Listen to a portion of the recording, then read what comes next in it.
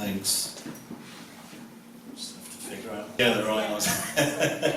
Right, well, this is me. And I thought I'd begin at home with a picture of our farm, which is just on the edge of Frome here. A lot of you will know us, Vallis Veg. The main thing we do is grow vegetables, and I'm sure all of you get a veg box from us, right? Yeah, I mean, what I don't want to suggest putting this slide up is that our farm is sort of exemplary in any way of a kind of sustainable post-fossil fuel future. There's all sorts of constraints that we operate under, kind of interlinked. Some of the main ones are in the sort of wider economy that are interlinked. Planning issues about getting to be on agricultural land. Massive issue is the cost of housing that everybody is paying through the nose to get a roof over their head, which puts a huge downward pressure on the amount of money they can afford to buy food. So the pressure is to produce cheap food.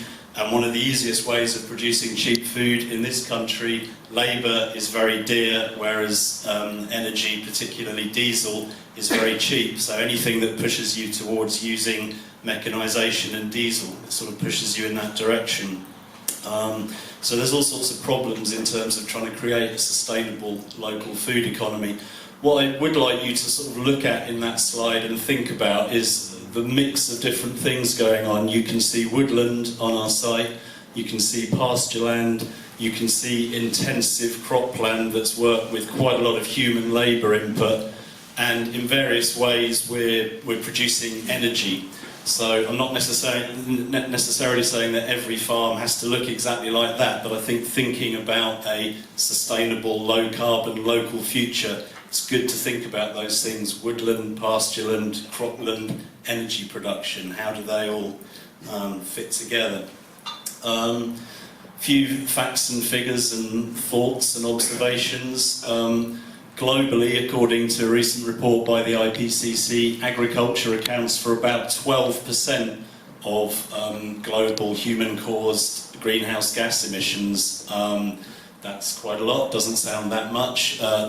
That figure actually excludes all direct fossil fuel use in the food system. So if you think about that from upstream to downstream, huge amount of energy goes into producing synthetic fertiliser.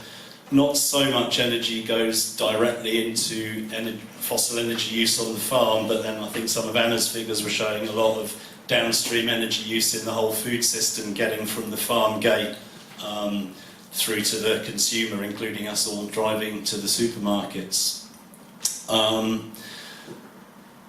It's, you know, a sort of phrase that's common these days is we should leave fossil fuel in the ground, which I basically agree with, but it's worth thinking about what that would mean. You know, imagine if we were just not using any fossil fuel. You know, what would our food and farming system in Frome look like? A lot of people say, well, it's impossible, you know, we need synthetic fertiliser, you know, we need all of that energy input. Actually, I don't think we necessarily do. The modelling that I've done suggests to me that in Britain and in most countries in the world, it is actually possible to produce all the food we need. Fibre, in terms of wood, may be more questionable. We can produce all the food that we need, even using organic techniques locally. We can certainly do that in the UK. It would require a lot more of us to be working as farmers, but I don't personally see that as that problematic. I mean, we're looking to have more employment in low-carbon sectors, and agriculture can be a low-carbon sector. In fact, agricultural land in general can be a sink and not a source for greenhouse gases. So, you know, that figure at the top, although it's only 12% of emissions from agriculture, excluding the fossil fuels, we actually, not only do we need to be not burning fossil fuels, we need to be trying to get carbon out of the atmosphere, and it's actually a fantastically complicated set of issues about soil carbon sinks and woodland carbon sinks and so on, and I'm not sure how easy it is for productive agricultural land to be a sink, but that's certainly what we should be aiming towards. And I thought I had another one at the bottom, but I didn't. Okay, so one of the questions before us tonight is, how can I buy low carbon or low impact food? It's a good question to ask, but in some ways it can be a misleading question. This is something that will strike fear into the heart of any local grower. I guarantee you that within the next week, if you're an avid newspaper reader, you will see something that says, all this talk about local food, actually it turns out it's more sustainable to buy tomatoes from Spain than to grow them locally. Now what's going on underneath that is the fact that growers in the UK growing tomatoes for the early spring market, you know, if you want to eat tomatoes in April or May, growers in the UK will be using heated glass houses using fossil fuel. Growers in Spain won't be. So if you assume this huge, massive fossil fuel infrastructure that gets the tomatoes from Spain to here, then yeah, it is better to buy your tomatoes in April from Spain.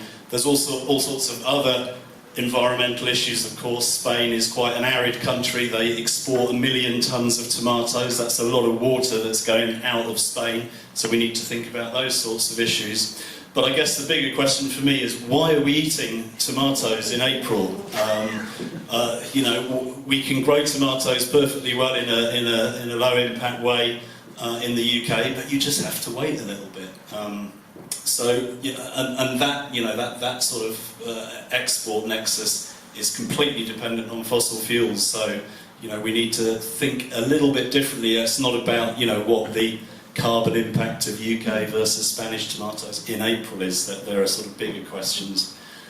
Another issue is livestock. Again, the issues here are fantastically complicated, but I agree with Professor Berners-Lee, who we saw earlier, that almost certainly if you buy meat or dairy from sort of mainstream sources in the shops nowadays, it's a high impact, high carbon product, unquestionably. I don't totally agree with him. Like the issues around methane and nitrous oxide are extremely complicated, but a point I just want to make, this is a picture of one of our pigs from a couple of years ago eating apple waste from making apple juice. So in the kind of fossil fuel intensive farm economy that we currently have, livestock unquestionably is high impact, high carbon. We need to eat less meat, we need to eat less dairy. But if you imagine a farm economy, a zero fossil fuel farm economy, trying to make the best of our local ecological resources, farm animals do actually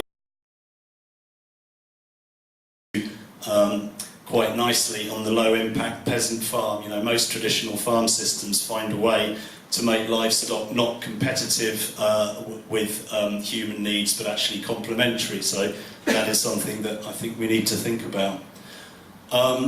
So rather than asking about, you know, what I can buy that has the lowest impact, I think a question that, you know, particularly as we get right into the climate emergency, we need to start asking, I think, a different question. How can I help to build local autonomies from the global high-carbon economy? Again, I can't resist showing pictures of our farm, sorry. One thing I would say is just support local farmers, become a farmer yourself, or at least a gardener, grow some food in your garden, get an allotment, almost regardless of how people are farming. We need to get people on the land serving the local economy, and you know, if they're using some fossil fuels to try and get by at the moment, so be it. You know, we just need to start moving towards a more local farm economy and figuring out ways that we can then transition. But as I say, you know, I think whether what we're doing on our farm is the right thing or the wrong thing, I think if we do start thinking about a local sustainable farm landscape, we do need to come back to this issue about woodland, pasture, cropland, energy, and sort of think through what the issues are there. So I'll leave you with that thought. Thank you.